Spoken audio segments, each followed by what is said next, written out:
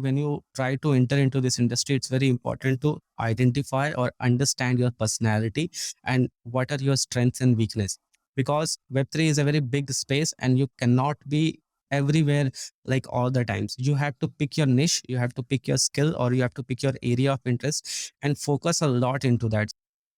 Today on our podcast, we have Vivek, who is building a protocol which is making gasless transactions possible across multiple chains as well. Vivek is going to be talking about ZeroSwap, which is a multi-chain compatible decentralized exchange aggregator protocol, which is focusing on making these zero fees transactions possible.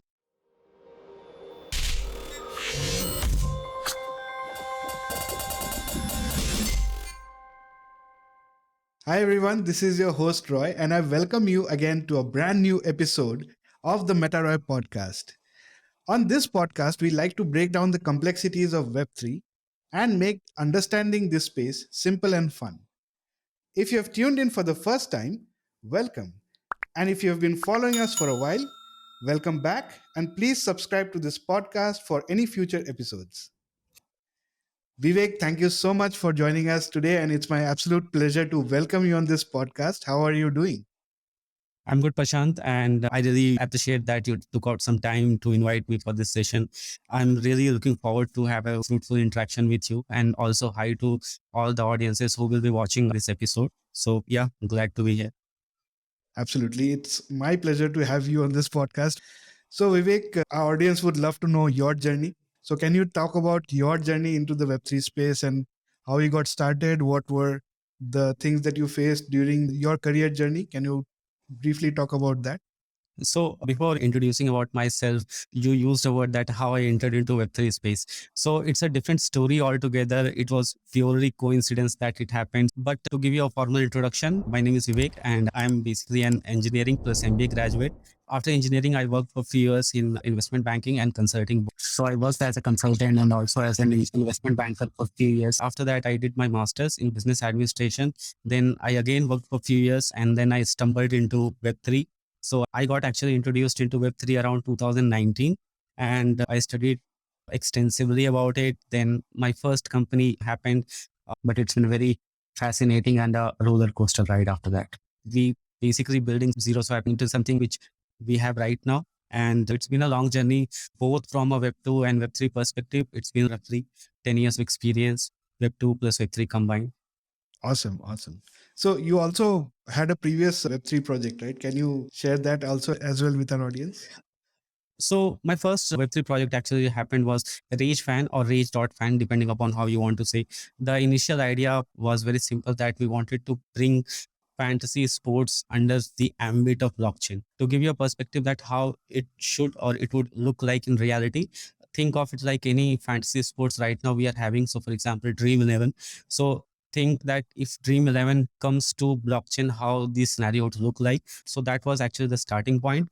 But as we moved forward into that, we brought a lot of aspects into that. So for example, sports NFT was the use case that we introduced into it. We also introduced a daily fantasy league into it. We also introduced something called Scramble. So it was an app where you go out in the physical world and try to hunt different project tokens, which actually is your reward. So the project is still live and it's doing pretty well so far. Awesome.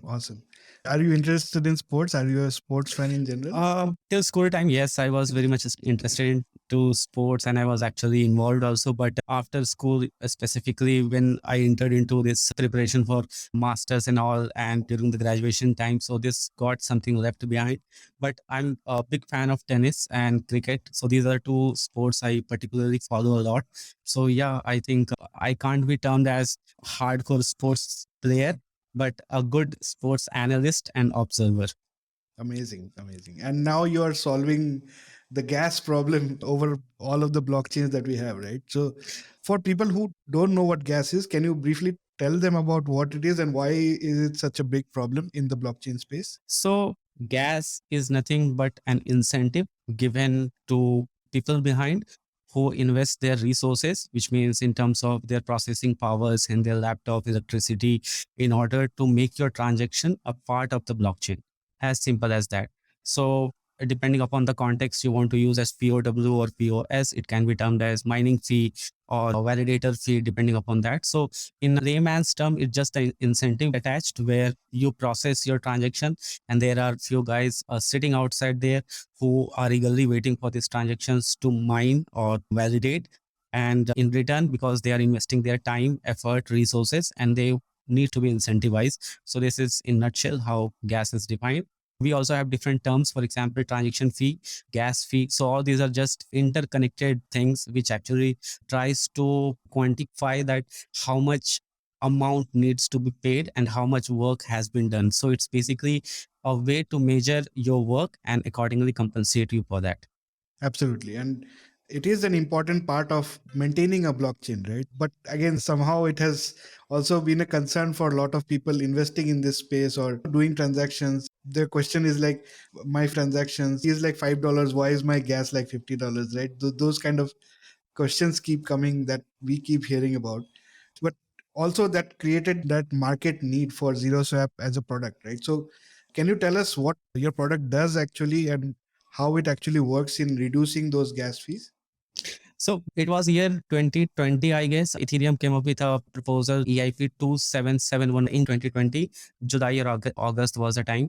So the concept was basically meta transaction. So right now, what is happening in general, what happens that when you try to do a swapping, your wallet directly interacts with the chain. So that is the regular mode of doing any transaction. But with the concept of meta transaction, what basically you try to do that you pass on that authority of conducting your transaction to a third party, and that extra party or the extra entity that comes into the picture is called relayer. So basically in meta transaction, that trusted party is responsible for paying the gas on your behalf and doing the transaction on your behalf.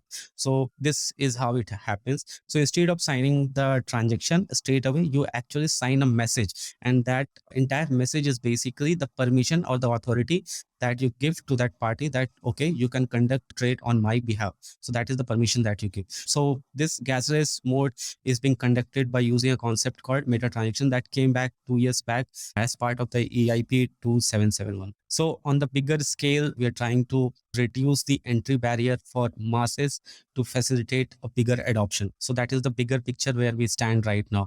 And there are different ways a lot of projects are trying to do. They have different ways how they are approaching, and we have our own approach.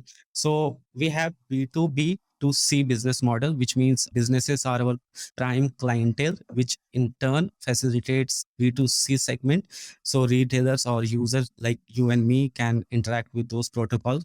So ZeroSwap is basically an infrastructure layer protocol, which is trying to make your cross-chain interactions very smooth, low cost, and also secure. So how we are trying to do it is just few of the modules that we have right now.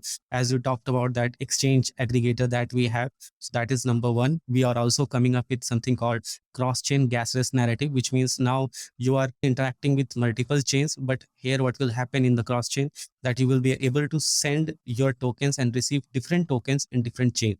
So it will be a bigger ambit where a user will be able to facilitate or use these features. Now we are packaging this entire functionalities or the use case that we have tested right now, and we are very much ready to ship this for the B2B projects. So suppose there is a project who thinks of that, why not we also do something similar to what ZeroSwap is doing. So they have two options. Either they can build this capability by themselves, or they can just come to us. It's a very modular approach, API integration, plug and play model.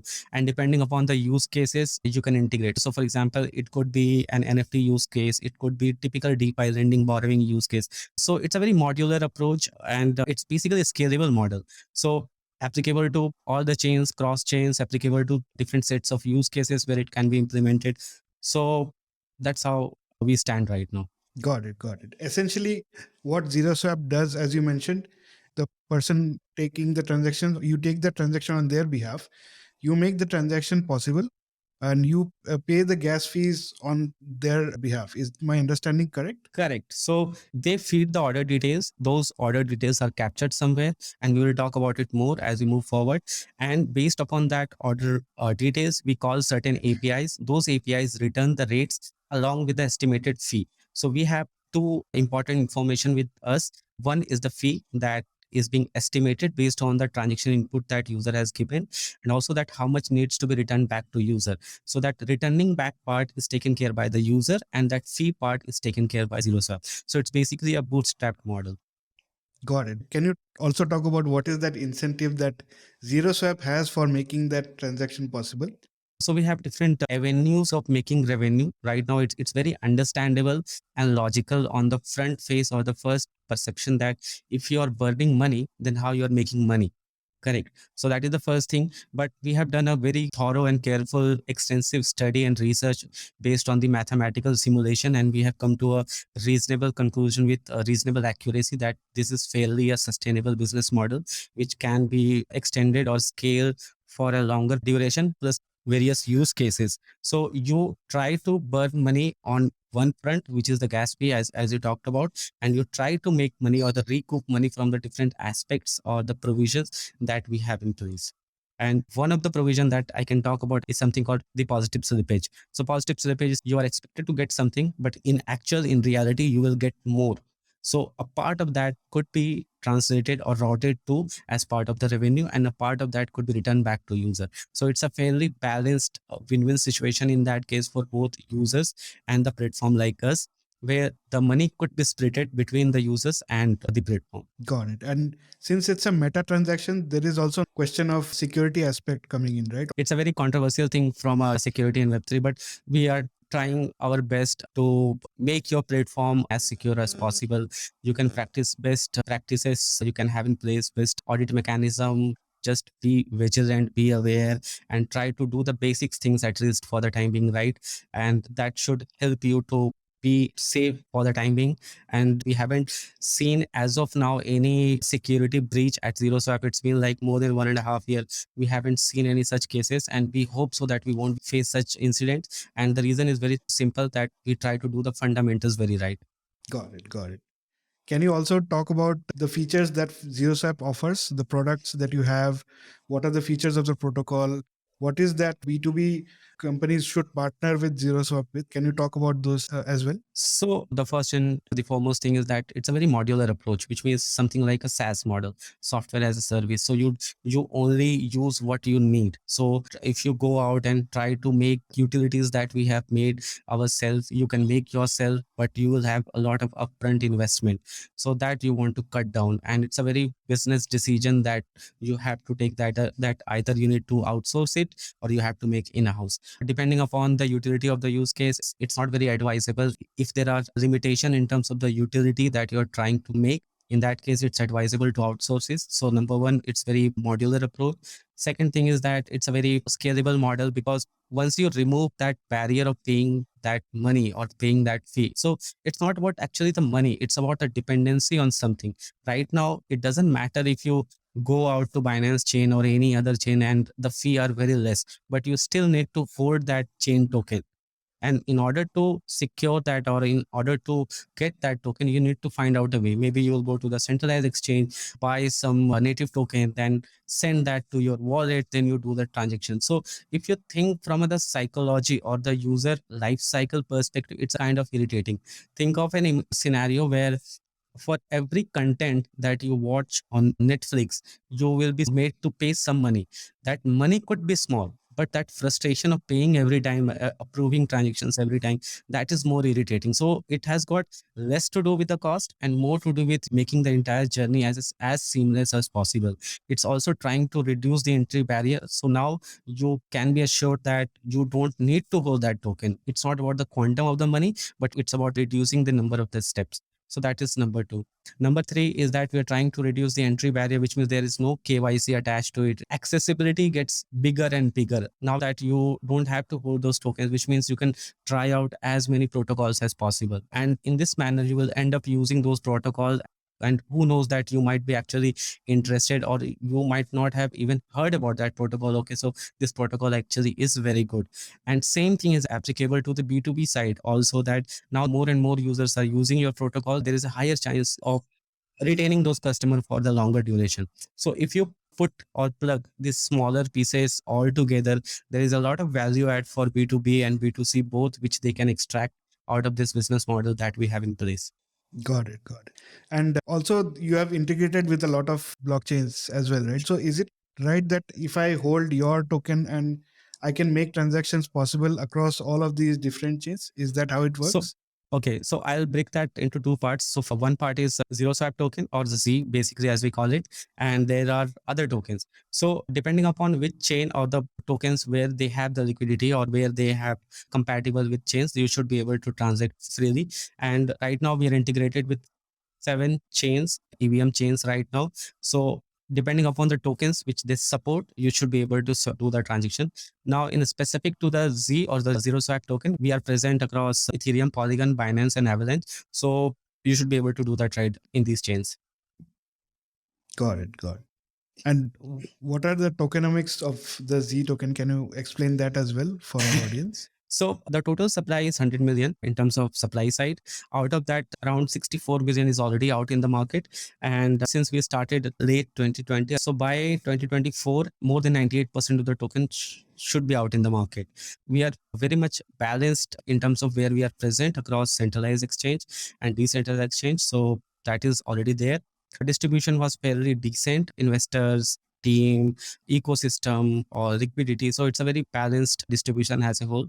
Awesome. And any protocol like this requires a team, right? So, can you talk about how you built that team? Where did you meet your other team members? How did you kind of ideate on this protocol and how did you start building it? Can you talk about the story of the team behind ZeroSwap?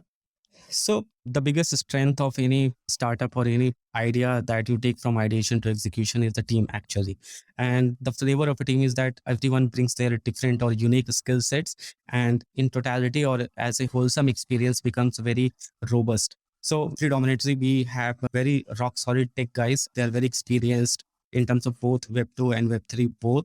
We have operations plus product being managed by very skillful lady Ayushi Jain, and the tech side is being managed by Chandra plus Puneet. I'm responsible on the business side. So BD, partnerships, integrations, that is my forte. If you combine collectively, we all come from different background and experience, and that is what it makes a very wholesome experience. And we are a very competent team. So this is the core team I talked about. Now, if you talk about the second orbit of the people, so we have predominantly tech heavy team as of now, which is also requirement of the kind of business that we have. We have also very good full-fledged marketing team. Operations is also sorted and business is also very organized. So it's a very balanced out team across all the business functions that we have right now. And we are very fortunate enough to have a very diverse kind of people and who are very skillful, who can contribute a lot to what we're doing. Got it. And you also have a supportive community that I saw, right? Can you talk about the community that you have built as well? So we are across Telegram, Twitter, Discord, very healthy community base there. Specifically in Twitter, we have two official channels. One is kept reserved for main things and all, and anything related to the community or ecosystem as a whole, we have a different channel for that. We are also building up our Discord channel very nicely, and it's pacing very nicely. Telegram is also very active. So more or less, we have covered across all the three dominant social platforms. We are also very much active in LinkedIn right now. We have started leveraging that. So yeah, it's a very vibrant community across the social channels, and I think it will keep on improvising more and more as we move more into the product shipping to the B2B businesses and more adoption. Got it. Got it. One more resource that I would like to add is something that I personally follow myself is the ZeroSwap weekly newsletter that you have. So if you haven't checked out the community or the newsletter, I'll put those links in the description so you can go and check that out as well. So that newsletter tries to aggregate all the good happenings of the industry, and we try to assimilate and provide you good quality reading material what has happened over a period of 1 week in the past. So it's a good digestive material to give it a shot over weekend or as per your convenience, and to keep yourself updated with the recent happenings in the industry, specifically in context of the multi-chain narrative that we operate. Absolutely. So one thing that I had a question about, Vivek, is about the Mhm. interoperability aspect of it. And you touched upon it, like why it is so important, right? So why is interoperability such a big challenge?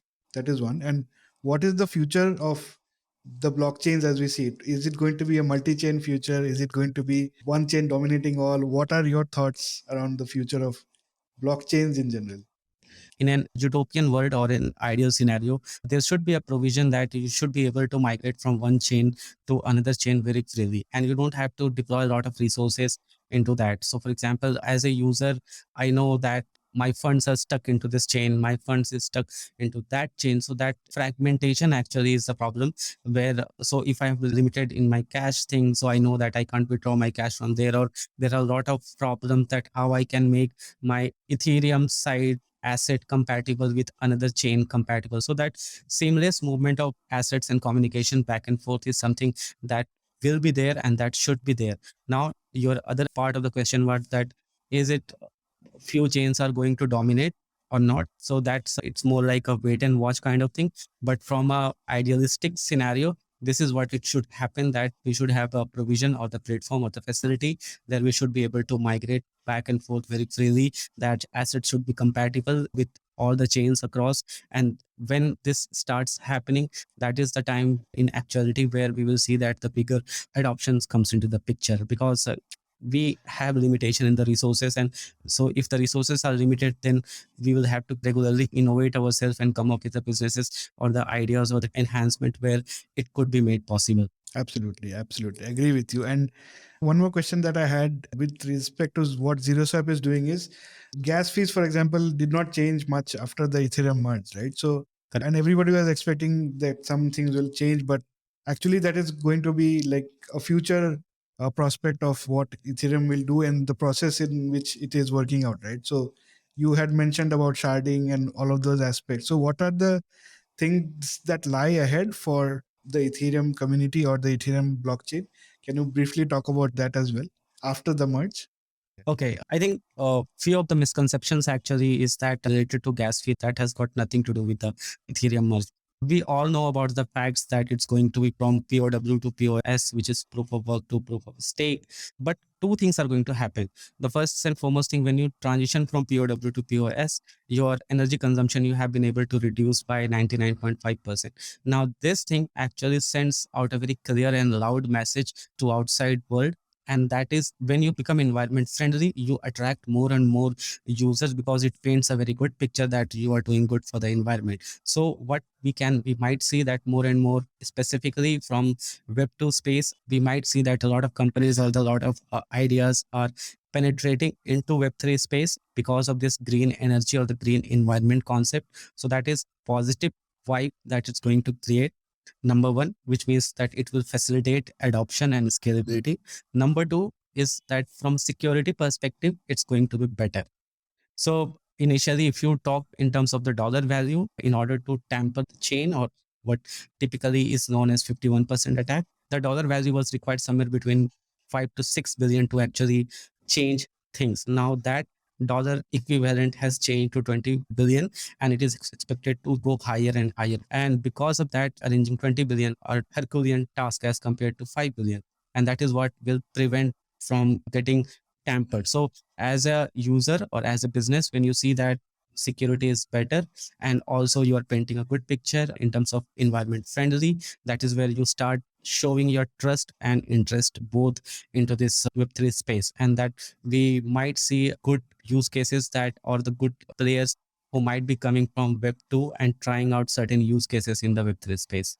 Got it. Vivek, you have been building for so long. You had a 10-year journey from Web 2 through Web 3 as well. And the challenges that we have seen in the Indian context, right, with the restrictions that have been imposed in different ways on blockchain or maybe the crypto world. What is the biggest challenge that you have seen in your experience, and why have we not yet moved completely to Web 3? What do you think could be some of the reasons for that?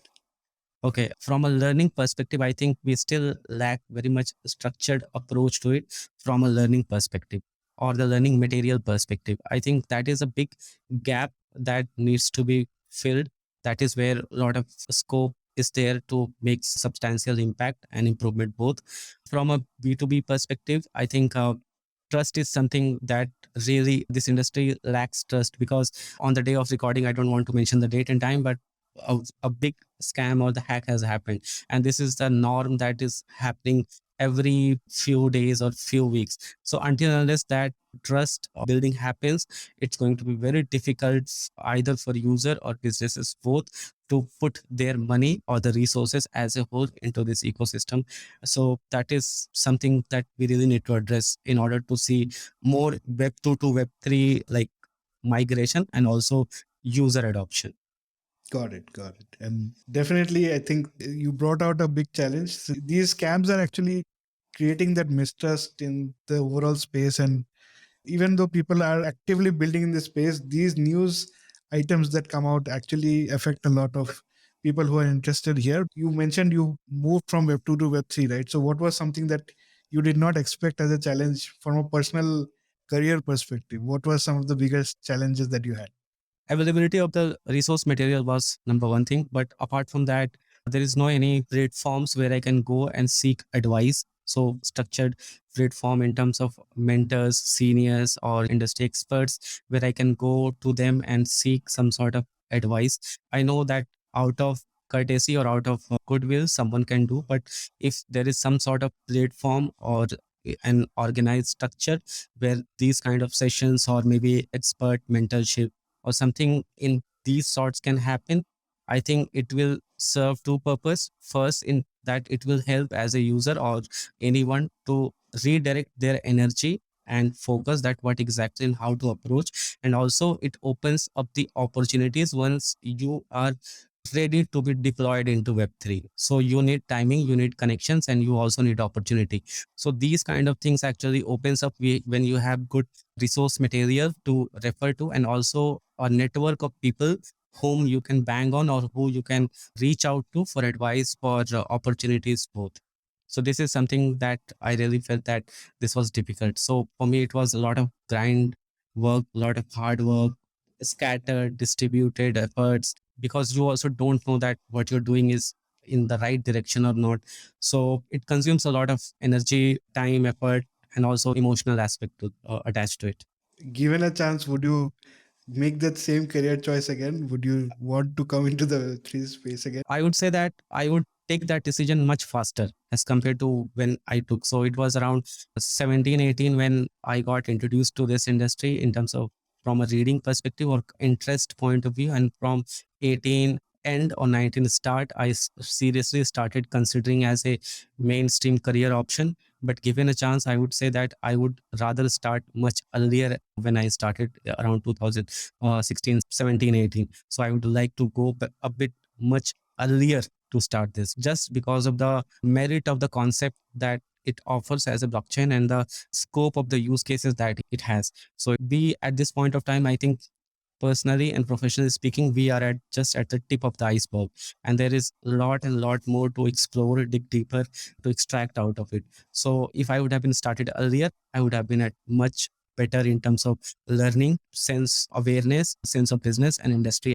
Got it. And this is something that people keep asking me, that I'm too late, as you mentioned, right? You felt at 2017 you're too late to enter into Web3. But for somebody who wants to enter it now, what would you suggest? How do they start, or how do they kind of learn about it? What are the resources that should follow? So a few years back, there was scarcity in terms of both people and resources, but we have transitions like 3 4 years after that, so that availability has increased definitely both in terms of quantity and quality both.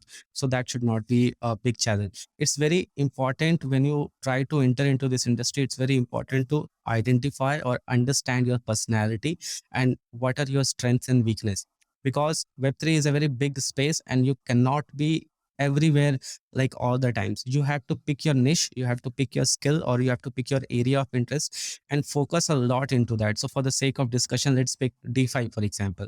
So DeFi has a lot of subsets. For example, it has DEX is one category. For example, lending and borrowing is another category. Yield rewards is another category.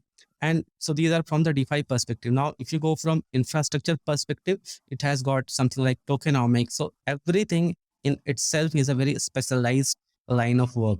So if you try that, okay, so I'll do this also, I'll do everything, that's not going to happen. By the time you would realize, you would be a bit frustrated with yourself, because at the end of the day, you won't end up landing anywhere. So if you have some sort of clarity that where you want to invest your time and energy, that is going to give you a much better ROI in terms of output that we expect. So supply side is good right now as compared to what we had few years back. Apart from that, if you have some sort of understanding about what you exactly want out of it and how you want to approach, I'm sure that it's going to give you a better output or ROI as compared to our directionless approach. Absolutely. Would you consider that moment when you decided to move into Web3 or you decided to make your career in this space? Would you consider that moment to be a life changing moment for yourself?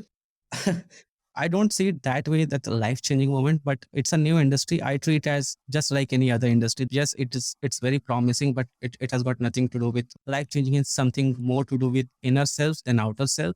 But I treat it as just like any other industry. Just think of it like a financial services, which was 200 years back. From Web3 perspective, we are at the start of that 200 years of journey at the start. So it's a fresh new industry. A lot of things will undergo a lot of change. Some players will cease to exist, new players will emerge, and it's a typical life cycle of any industry that happens, and it's going to happen the same thing. And it has happened, and the last 6-7 years that we have healthy traction that we have seen in the industry, it is trying to follow certain cyclical nature.